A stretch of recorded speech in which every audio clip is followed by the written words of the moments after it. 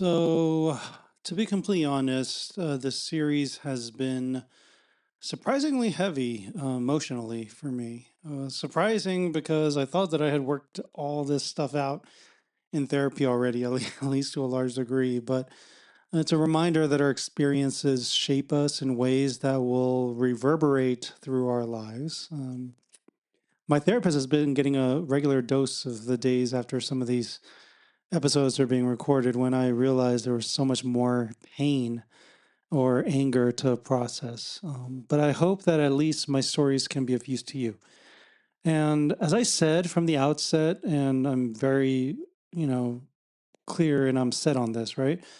One of the primary purposes of these episodes was to try to give, by way of my own examples, what it looks like to gain a deeper understanding of yourself, to discover yourself, what you're really about, why you are the way that you are, why you pursue what you do in life. And it's meant to help my students specifically in getting a sense of the kind of introspection they'll have to do to write personal statements for college applications. Not that you're going to do something exactly like this, but that you need to have that sort of insight into yourself to get a good personal statement out. But also to apply virtue ethics if you want it to be applicable in some ways to their own lives, right? And I stand firm on that, right? I have no desire to trauma dump on any of you. My own shit is my own, and it's my responsibility, and it is for me to work through, not for anyone else to carry. Nor do I desire to connect with you, whoever it is that's listening, in some deep way. Maybe you can relate to some of the stories, and that's fine. But I don't want that to be the jumping off point to some relationship with you, right? I'm not trying to build anything deeper with you. Sorry if that hurt your feelings, right? It might sound harsh, but I just don't care about you, anonymous person out there, in that way, right? And I really shouldn't. I think a danger for many teachers, myself, I've fallen into this trap before, is that they sometimes tend to cross boundaries with students they really shouldn't.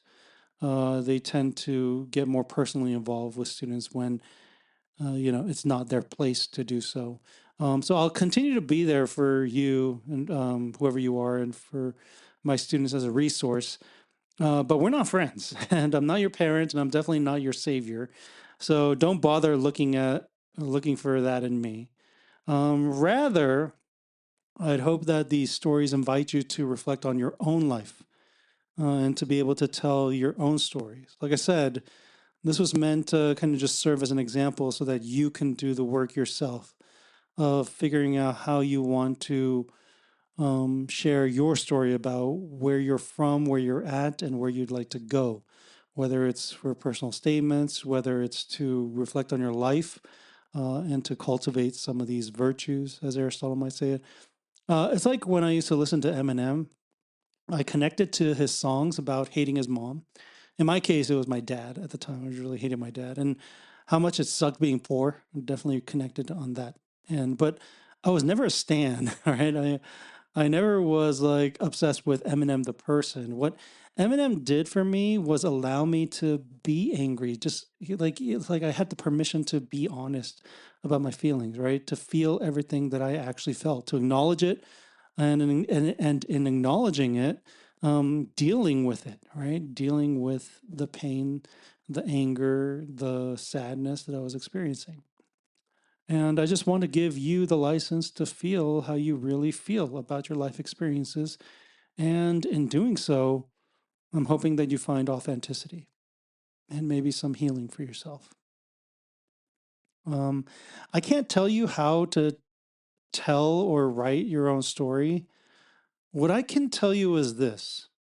Um, it's your story, no one else's. It doesn't matter if your story is captivating or interesting or special in the eyes of others, because it's not really for them. It's meant for you. And I really want you to kind of hold on to that the story you write for yourself, it's for you, right? Yes, other people might end up reading it, right? Let's say in a personal statement, they might end up reading some things about your life, but the discovering the truth about who you are and what you're about, right? Like that's ultimately for you, to better understand yourself. Um, and from that understanding, just start being honest with yourself.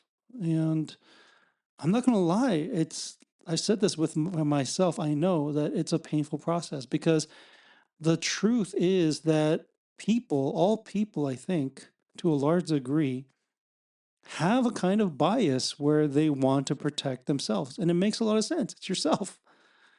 But in protecting yourself, we've created all these layers and shells and, images or labels that we put upon ourselves to define who we are, right? These are some of the false narratives that we write about our lives that, sometimes haunt us. That's not accurate, right? But we perceive ourselves in a certain way. We want to hold on to that perception, right?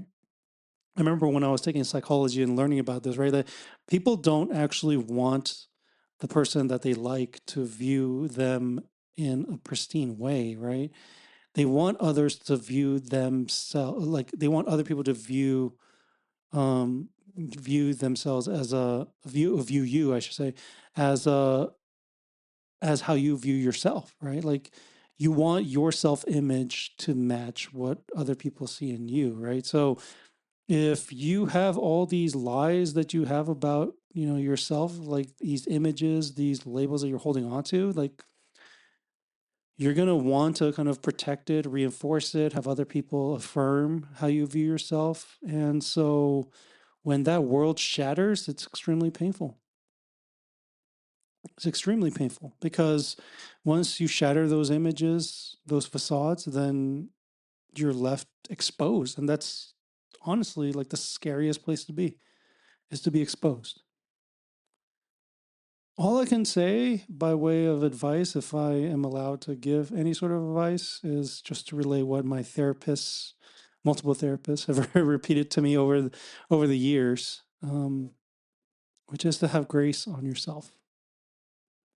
I made a lot of dumb mistakes, and I'm not talking about like years ago. I'm talking about recent past, like 2 hours ago, right? We like to tell ourselves that there's something we could have done differently, but the reality is probably that you wouldn't have done anything differently because you were who you were at that moment and that time, and you did exactly what you at that time would have done.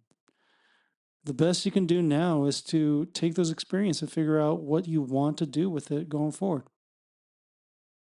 So I hope that this process of maybe discovering or rediscovering yourself and finding authenticity and being honest with yourself so that you can have really accurate information going forward. Uh, that in that process, in that painful process, I would hope that you don't look on yourself with judgment. And as you take this journey, which I hope all of you do, I hope that you find insight, healing, and more than anything, lasting inner peace.